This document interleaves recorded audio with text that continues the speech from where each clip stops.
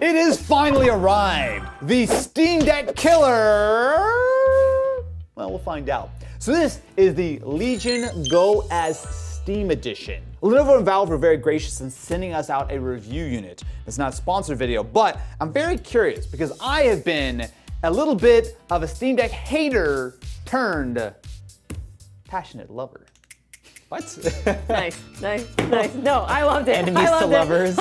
There's a whole story here, okay? So, I was not a fan of the Steam Deck. I thought it was too big, it was too bulky, and SteamOS had a lot of problems when it first shipped.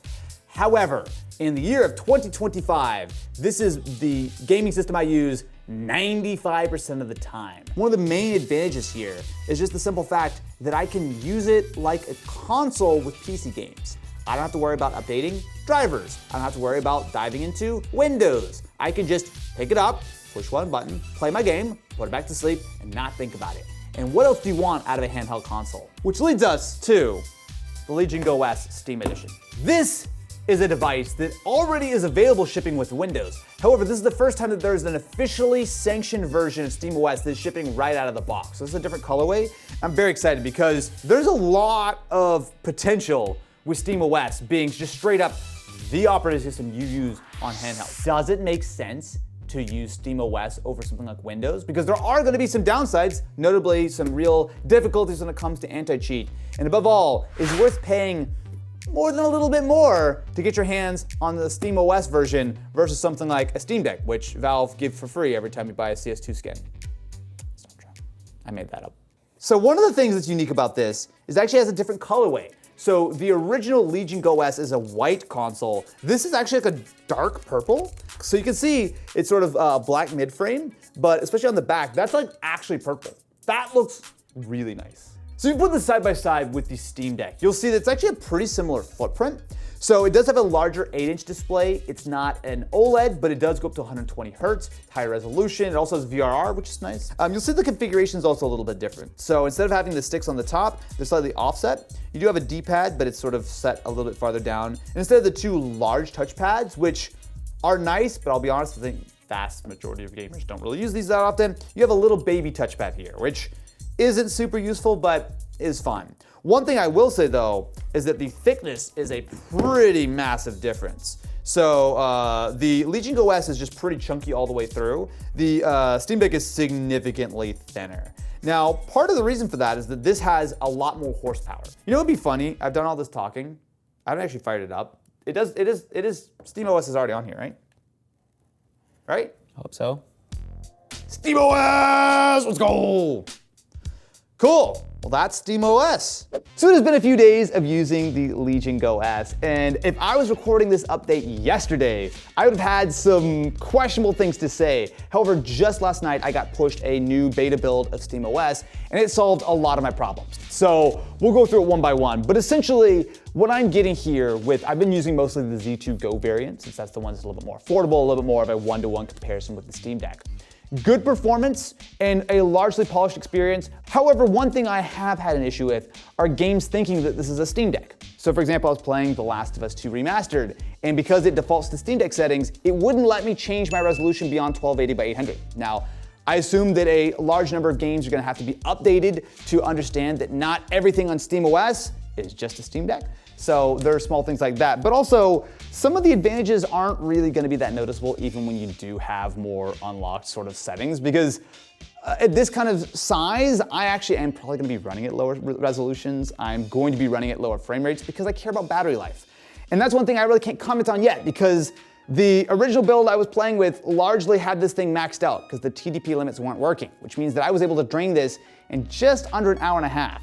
However, now that I can actually adjust my TDP, I'm gonna try giving it a little bit more of a balanced setup to see how long I can actually use it. But let me first run you through some of the benchmark numbers we've got on this most recent beta build of SteamOS, which I think should be relatively representative of what actually is shipping on this when it goes on sale roughly a week and a half from when I'm recording this video.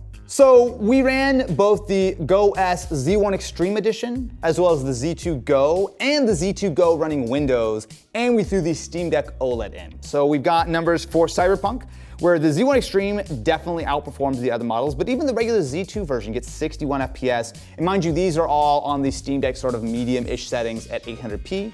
The interesting finding is that at least in Cyberpunk, you get a lot more performance on SteamOS compared to the exact same hardware running Windows, which I find to be interesting. And both of them outpace what you're able to get on the Steam Deck OLED.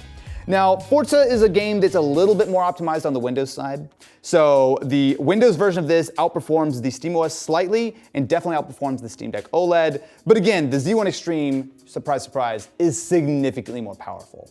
Benchmarks are one thing, but I'm about to take the Z2 Go variant on a trip for a few days, see exactly how well this stacks up in the real world, specifically when it comes to like battery life, thermals, and anything that annoys me and makes me miss my Steam Deck OLED at home. I'm feeling a lot better about the Legion Go S now that I've spent a little bit more time with this much more final version of SteamOS. So one of the things that's really helpful is you actually have properly implemented performance profiles. So by default, there's low power, balanced performance, and you can just customize it yourself. The balance actually works pretty well. So right now, it's pulling about 22-ish watts with the screen brightness turned down. There are still a couple of things that aren't working. So as of right now, the touchpad is not really implemented in SteamOS. I also don't have a way to control the RGB. Both of these, though, should be up and running by the time that the actual final build of this comes out. The main thing is, it does feel like it is close enough that I have a lot of confidence that Lenovo and definitely Valve will work together to kind of continue to polish SteamOS, because there are still so many advantages of running SteamOS. Let's head back to the studio and let me wrap this one up, because I have thoughts, many of which are good, some of which are a little concerning. All right, about 2 weeks into using the Legion Go S, there's some good and there's some stuff that's just fine. So battery life is squarely in that category. Running on the balanced profile, I'm seeing a little north of 2 hours in a AAA game like Baldur's Gate 3, which is acceptable, but at that power level on the Z2 Go, it's essentially running on the same settings as the Steam Deck, and it's getting slightly worse battery life. Now there is a slight asterisk on these numbers, as this firmware still isn't fully final, and that most recent update did make a big difference for the efficiency, so there's the possibility of more improvements, but look, the core numbers, they just don't lie. You're looking at a 55 watt-hour battery, which is only slightly larger than the Steam Deck OLED's 50 watt-hour battery, but with a more power-hungry processor, especially when you move to the Z1 Extreme. Legion's cooling solution does work well. Even when you're fully unleashing the TDP, the unit never really gets too hot in your hands, although it definitely gets pretty loud. For me, I'd only ever crank it up all the way when I'm plugged in and wearing headphones, but it is nice to have the option. Right now, we're at 35 watts out of the battery.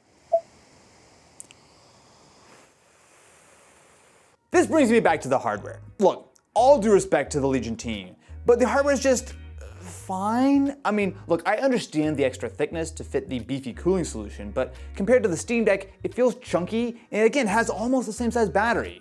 It's also almost 100 grams heavier, which does get noticeable when you're using it as a handheld. I mean, the overall shape is ergonomic, but when you bring out a direct competitor to the Steam Deck, it's gotta bring the heat.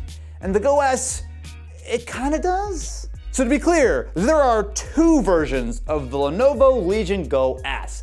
The white colorway, which exclusively ships with Windows, and this dark purple, which only ships with SteamOS. Now they are essentially the exact same hardware, the same specs. The Legion Go S running Windows is a little bit more expensive, but the main difference here really is going to be the operating systems running these handhelds, because I'll tell you, it makes a huge difference to the experience. At CES, when I first got hands-on with the Go S running SteamOS, the price is supposed to be around $500, maybe $550. Compared to the Steam Deck OLED at $550, on paper, you're getting a lot. A high resolution, higher frame rate screen, the more powerful Z2 Go chip. However, now it's going on sale, the actual MSRP is $600 for the Z2 Go with 16 gigs of RAM and 512 gigs of storage, and an eye-watering $830 if you want the Z1 Extreme, 32 gigabytes of RAM, and 1 terabyte SSD. I just don't see anyone upgrading to that model, if I'm honest. I mean, $830 is wild. I can buy an original Legion Go with the same Z1 Extreme for $600 right now. Putting aside the Z1 Extreme version, I mean, the Z2 Go is really the only way that people can buy this thing. At $600, it's certainly not terrible, but once you start looking at other Windows handhelds, it's not exactly a super clear deal, especially considering that Valve are planning on rolling out SteamOS to other handhelds as well as making it available for you to install on your own. And that brings me to what really is important about the Legion Go OS running SteamOS. The 500-pound gorilla in the room, Valve. Now hear me out for a second. How big do you think Valve is as a company? Seriously, take a second and guess. How many employees, what's the yearly revenue? Because I can almost guarantee you that you're wrong. Well, partially because they're a private company, so we only have estimates about the revenue, but as far as headcount, the last known number was around 350 total. That's not working on SteamOS, mind you. That is everything. Counter-Strike, Dota, Steam. It is an incredibly tiny number, when Microsoft has 228,000 employees. It's like, you know that meme about can you fight 1,000 ducks? That's like saying that every Valve employee has to fight 1,000 Microsoft employees. Putting aside the near monopoly this team really does have these days, I have to say, I slightly question how seriously are Valve really going to be able to take bringing SteamOS to third parties. Now I say this with nothing but love for what they've done. I mean, the Steam Deck is the way I play games these days. Sure, having my Steam library largely just work out of the box is a big part of it, but the way that, in my opinion, they've gotten traction so far is because they have straight up made a better product. Now look, not everyone will agree with me, but as it is right now, Windows kind of sucks on handhelds. The compatibility is great, but it is so clearly an operating system that it has been slapped onto a handheld instead of being designed for it. The fact that you get better performance on SteamOS using Proton than natively on Windows should be embarrassing to Microsoft. The fact that games seamlessly sleep and wake up on SteamOS and can't do that on Windows is ridiculous.